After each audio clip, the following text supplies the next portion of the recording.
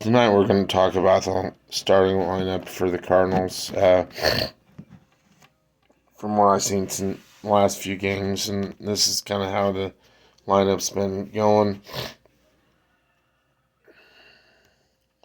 One is Lars Nootbaar. He's great at that. He's great at that position. He gets on base. He's got a good eye for the game. He's got power. He can run. He's got speed. He's not lightning fast like Harrison Bader or Tommy Edman or O'Neill. Not like that, but he's got speed. He can run. He can run out a single. That would normally be an out by others.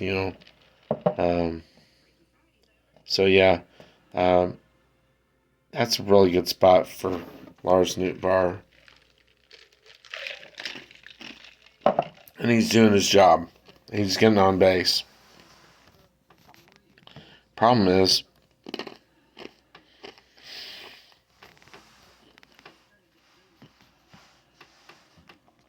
problem is, uh, he can't. He's not getting moved over. He's not getting moved over. If he's not getting moved over, he's not gonna. He's not really a base stealer. Um, but He's a good runner. He's not gonna steal you 30 bases a year like Harrison Bader or O'Neill or Edmund could do. But he's a good runner. He's a smart player. He's a good cerebral player. He doesn't strike out. He puts the ball in play. He's got a great on base percentage. So Nootbaar's a good number one. Number two, Goldschmidt. Perfect place for Goldschmidt.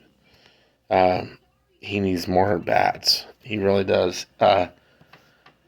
He's been solid this year. He really hasn't had any ups and downs. He's kind of in a mini slump, but it's not what I would say concerning right now. That may change in the next round. I don't know. I have to dig more into his stats. Um, but yeah, teams are afraid of him. Cincinnati's definitely afraid of him. He clobbered them last Tuesday night, and he didn't do anything against the Cleveland so far in the first two games against Cleveland. That may change tomorrow night or tomorrow afternoon in the game versus them tomorrow. But number three, Gorman. Gorman's in the right place. He's just he's a beast this year. He's in the leaderboard in home runs and RBIs and OPS, so he's right where he needs to be. I can only see better things for him. He's going to be an all-star this year, if not in the home run derby. If he's in that home run derby, uh, he'll probably win the thing. Um, he's got amazing power. I told everybody that all four games. Nobody believed me. They were like, "Who's this Nolan Gorman that everybody's talking about so good?" And I was like, he's a really good player. You know, uh, Maybe he did get brought up too fast last year, but you know he had to fail to get better because he's just driven. You can see it in his eyes. He's just a driven player, and he's just going to get better and better. He's going to be an MVP type player in the end. I really have high hopes for Gorman. I think he's going to be a really good player for us. Uh, can see him in the lineup in the number three hole um, every day for the next few years. Hopefully, they never trade him. I hope to God they never trade him. They'd have to be an amazing player to go after to let him go. Um, So enough about his defense will be his plays plenty. So his defense and his bat both will play. So in my opinion, he's in the lineup for the next 5 or 6 years consistently. So number 4, Arenado. Uh, every year he hits 30 bombs and 100 RBIs. What else you got to say about it? You know, uh, he's always around that 300 mark. That's one thing he wants. He wants to do. He wants to be tops and he wants the triple crown. He really wants the triple crown winner. Uh, Arenado does. He wants to be average hits or average RBIs and home runs leader. He wants to be all three. He wins that. He's the MVP, most valuable player, and I don't think he's going to get that this year because I think he's in a slump again. He figured it out for a while, and then now he's back. He's having a roller coaster year. It's serious, but he's still going to have the numbers in the end. So I'm not. Last year I was piling on Goldschmidt all while he was having that bad streak, and I learned from it. The stars come to the top in the end, and Arenado will come again and come to the top again. He's gonna end up with the same numbers he's always had. So, 30 home runs and 100 RBIs, Gold Glove defense. Can't argue with that. Wilson Contreras at number 5. When he's hitting, this is perfect. He's got the power. He can hit the home runs. He's got passion when he's up to the bat. Tonight he was terrible at the plate. Last night he wasn't much better. So struck out a lot. I wasn't very happy with him. But I think that's because he's got a lot on his plate. They're expecting too much out of him. And I think they're handling him all wrong. If they're going to handle him wrong like this, then they just need to trade him. That's my opinion.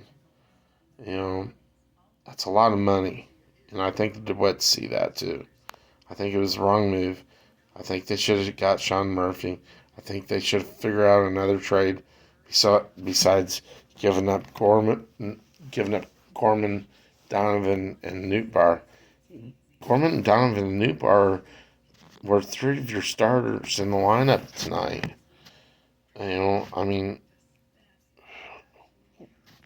We'd be lost with those 3 guys this year.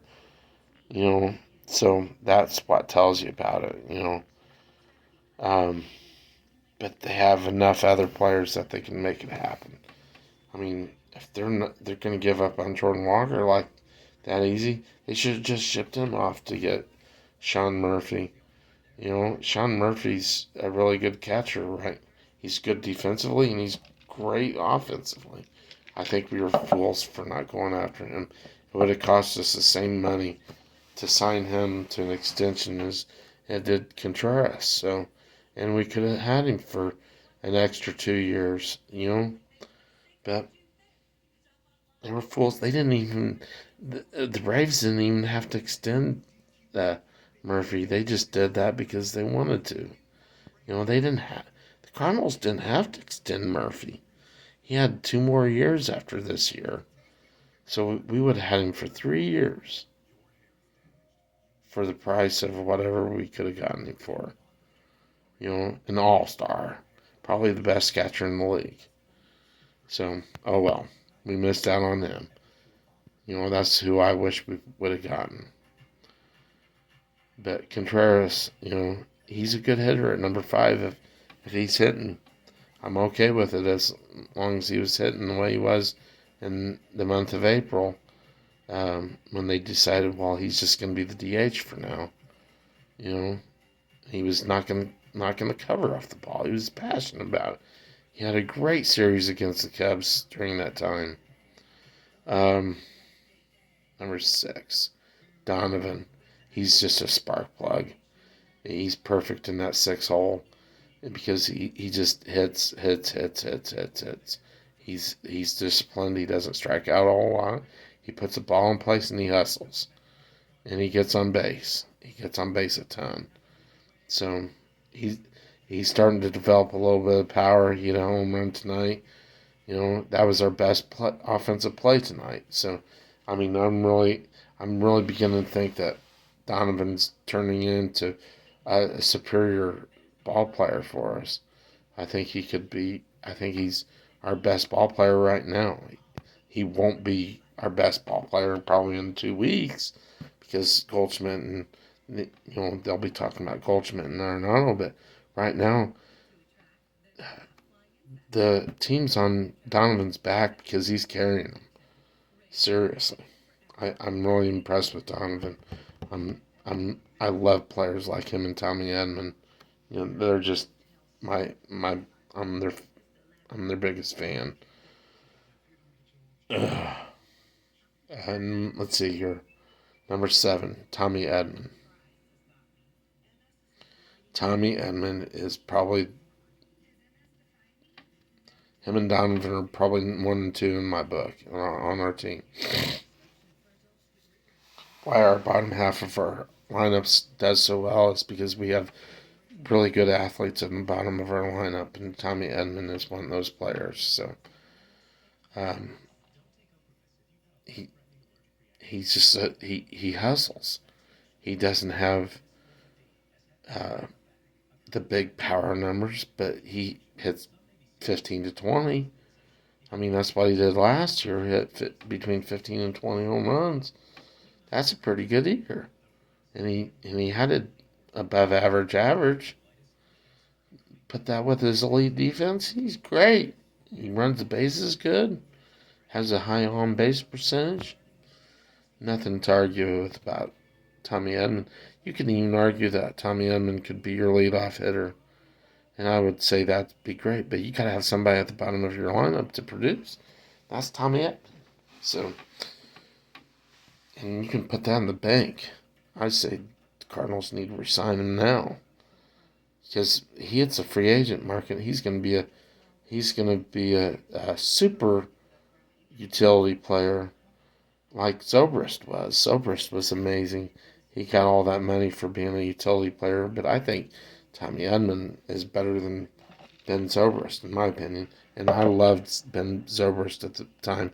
They were talking about getting Ben Zobrist this year for the Cardinals. I'm like, no, we already have 2 players like that. We have Tommy Edman and Brendan Donovan. Maybe Ben Zobrist would be great. Maybe all 3 of them would be playing, but somebody's got to go. I mean, maybe you could put Ben Zobrist in the outfield, help our outfield out. I don't know. Maybe I was wrong about Ben Zobrist in that way, but he's old. I don't I don't think we want to push somebody else out. So, um, number 8. Who's number 8? Who's number 8 tonight? Burleson. Um, he hits the ball hard. He just doesn't have any results right now. I can see where he's got the hardest hit balls on the team. He just doesn't have that. He doesn't have any results right now. I think the results are coming. Um, if it continues this way, you got to think of somebody else. But I think they want that right left hand matchup um, with him and Yepes because they want Yepes in there when against lefties, and they want Burleson in there against righties. But you know, I just want a good player. You know, that's all I care about. But then number 9. Who's number 9 today? Oh, shoot. Who's number 9?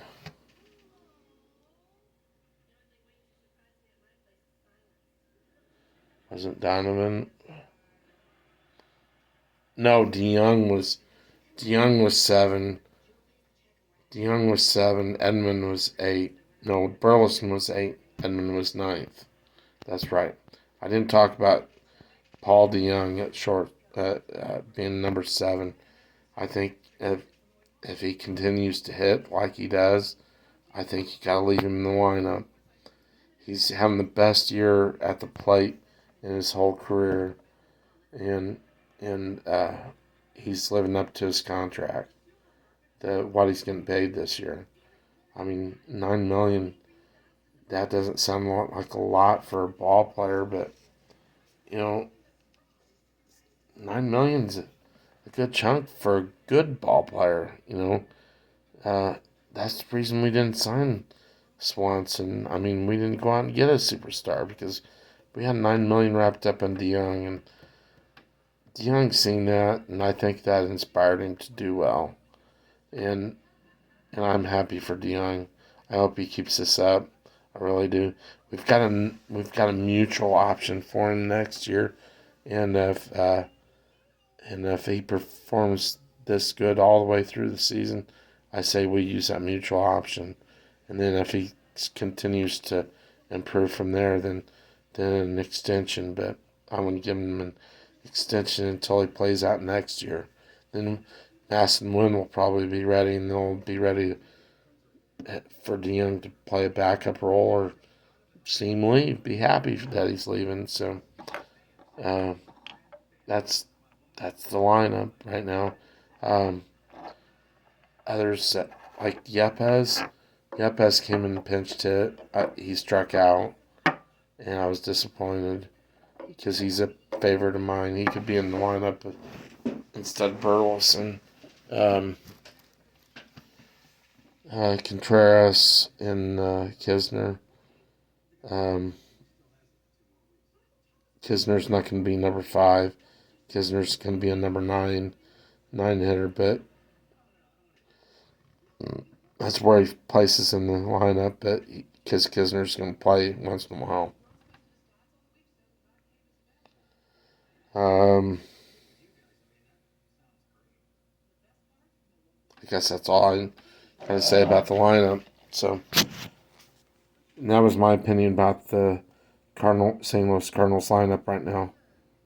Catch you later. Bye.